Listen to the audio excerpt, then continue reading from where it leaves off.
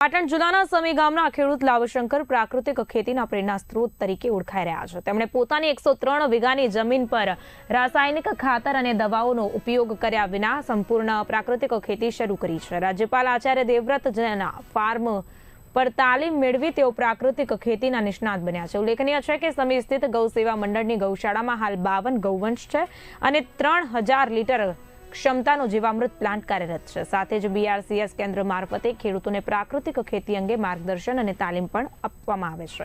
ઉલ્લેખનીય છે કે ગૌ આધારિત ધૂપ, અગરબત્તી, સાબુ, શેમ્પૂ, ગોનાઇલ, દંતમંજન, બોડી સ્પ્રે અને નસ જેવા ઉત્પાદનોનું ઉત્પાદન કરવામાં આવે છે અને વેચાણ કરવામાં આવે છે। સાથે સાથે જીવામૃત અને ઘન જીવામૃત બીજામૃત ખેડૂતોને માત્ર 10 પ્રતિ લીટર ઉપલબ્ધ કરાવવામાં આવે છે। ત્યારે રાજ્ય સરકારની પાંજરાપોળ સહાય તથા ગૌમાતા પોષણ યોજના હેઠળ રોજના 30 પ્રતિ પશુ સહાયથી ગૌશાળાને વાર્ષિક 5.5 લાખથી વધુની આવક થઈ રહી છે। ત્યારે કહી શકાય કે લાભશંકર આત્મા કચેરી સાથે સંકળાઈ અન્ય ખેડૂતોને પ્રાકૃતિક ખેતી અંગે માર્ગદર્શન આપી રહ્યા છે।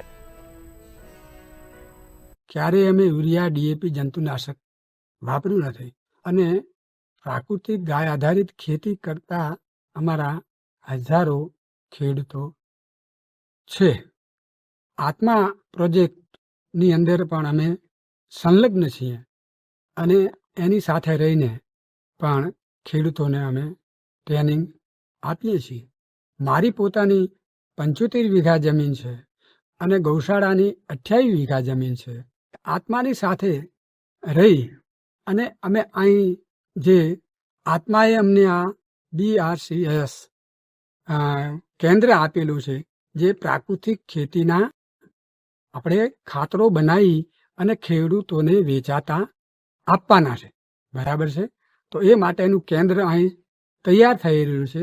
આ 3 ટાંકા છે, એમાં 3000 લીટર જીવામૃત એક સાથે બનશે। અહીં અમારી આગળ નાના મોટા ગૌવંશ 52 છે। એમાં મુખ્યમંત્રી ગૌમાતા પોષણ યોજના જે છે, બરાબર, તો એની અંદર દર રોજ એક પશુ દીઠ 30 રૂપિયા સરકાર સહાય